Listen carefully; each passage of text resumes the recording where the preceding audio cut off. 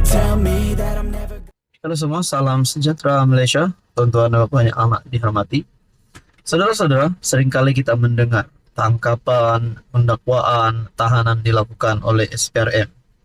Sesuai dengan keinginan Anwar Ibrahim, misi Anwar Ibrahim untuk membersihkan Malaysia daripada rasuah. Supaya semua kaki-kaki sakau di Malaysia ini akan dihapuskan. Dan aktiviti rasuah ataupun gejala rasuah ini akan dibersihkan di Malaysia. Korupsi-korupsi ini akan dibersihkan.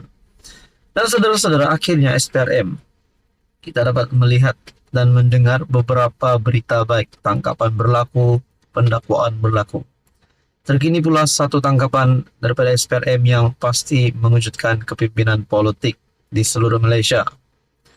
Melalui perkongsian daripada Malaysia ini bertarikh 3 September, SPRM tahan 32 individu termasuk doktor pakar di Pulau Pinang.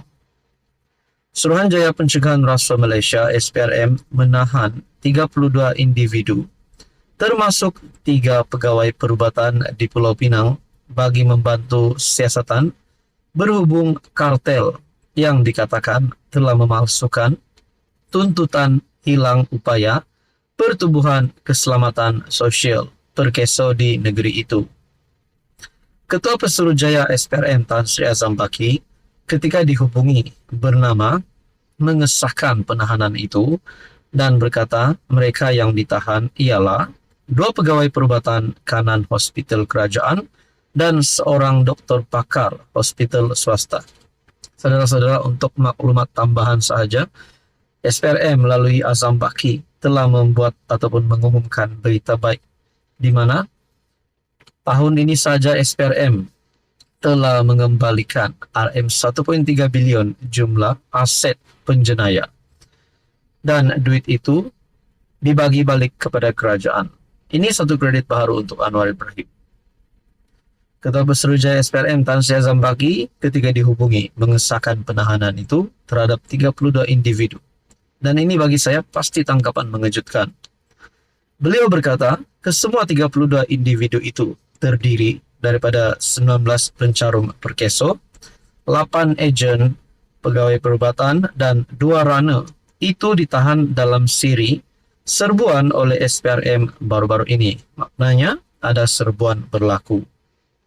Kebanyakan pencarum yang ditahan itu bekerja dalam sektor kilang dan pelabuhan di negeri ini dan kami menjangkakan untuk membuat lebih banyak tangkapan ketika siasatan kes itu berjalan.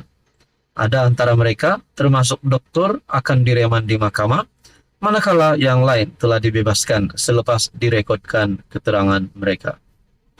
Azam berkata pihaknya memberi tumpuan terhadap perkara itu selepas pendedahan di Dewan Negara Julai lepas. Kami memandang serius perkara itu dan mula meneliti dakwaan yang dibuat. Tuan-tuan, apa komen Anda berkaitan dengan isu ini? Teruskan bersama di dalam channel ini.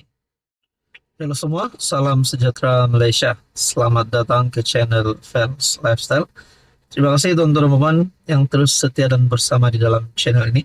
Selamat datang diucapkan kepada yang baru di dalam channel ini. Saudara-saudara, sekian lama kita mendengar, bahkan sejak penubuhan kerajaan perpaduan, sejak tampuk kuasa di bawah pimpinan PMX Datuk Seri Anwar Ibrahim, kita dapat lihat pekerjaan SPRM yang semakin agresif. Dan kita juga mendengar ada sindiket yang dijatuhkan, sindiket yang dibocorkan, penangkapan kepada beberapa VIP, bahkan ahli-ahli politik juga terlibat dengan rasuah.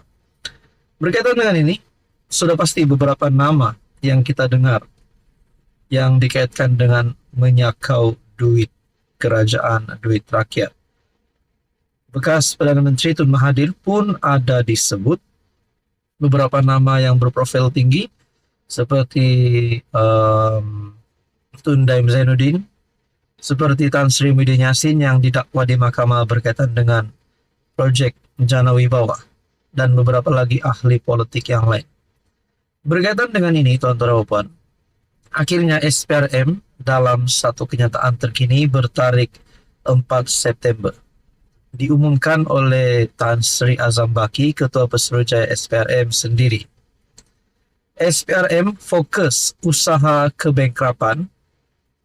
Maafkan saya, SPRM fokus usaha bankruptkan pesalah rasuah, kembalikan aset kerajaan. Nah, persoalan yang timbul adalah kalau Muhyiddin, Mahathir, Deb Zainuddin, dan mana-mana ahli politik yang terlibat dengan rasuah, adakah mereka benar-benar akan menjadi bankrupt sesuai dengan usaha daripada SPRM ini? Pendekatan penyiasatan dan perisikan Suruhanjaya Pencegahan Rasuah Malaysia perlu diperkukuh dalam usaha mengesan aset yang dicuri oleh penjenayah rasuah, kata Ketua Pesuruhjaya SPRM Tan Sri Azam Baki. Beliau berkata, operasi SPRM kini lebih fokus kepada bukan sahaja menangkap pesalah rasuah dan mendakwa mereka di mahkamah, tetapi juga membankruptkan mereka. Adakah dengan ini beberapa nama-nama besar yang kini didakwa di mahkamah, kini terlibat dengan rasuah, yang terlibat dengan kes mahkamah, contohnya Sanusi sendiri berkaitan dengan RIE. Adakah beberapa nama besar daripada PN ataupun mungkin ada ahli politik yang lain yang bukan daripada PN, adakah mereka akan dibankruptkan oleh SPRM? Itu menjadi persoalannya. Adakah SPRM akan menemukan timbunan wang ringgit yang mereka telah curi sebelum ini semasa berkuasa? Nah, itu yang menjadi persoalan. Untuk tahun ini saja kita dapat mengembalikan RM1.3 bilion jumlah aset penjenayah. Dan duit itu kita bagi balik kepada kerajaan. Wow, ini satu kemenangan dan kredit baru kepada Anwar Ibrahim. Kalau boleh, semua agensi penguat kuasa bukan sahaja berusaha menggembleng tenaga selain menangkap jenayah, tuduh di mahkamah, tetapi kita juga merampas semula harta penjenayah yang dicuri. Adakah ini sebenarnya maksud Anwar Ibrahim?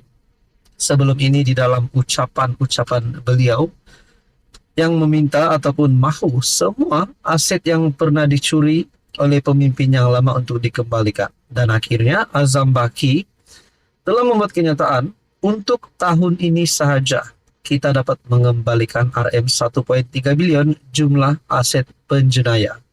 Dan duit itu kita bagi balik kepada kerajaan. Wah, syabas dan tahniah SPRM dan Kerajaan Perpaduan PMX.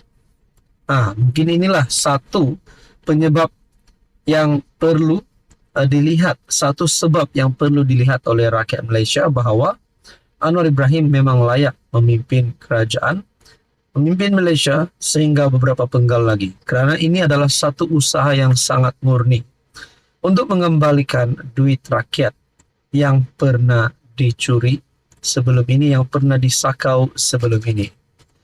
Menurut Azam Baki, saya nak bankruptkan mereka penjenayah rasuah, dan ini boleh mendatangkan rasa takut kepada mereka supaya berfikir banyak kali dalam melakukan jenayah rasuah.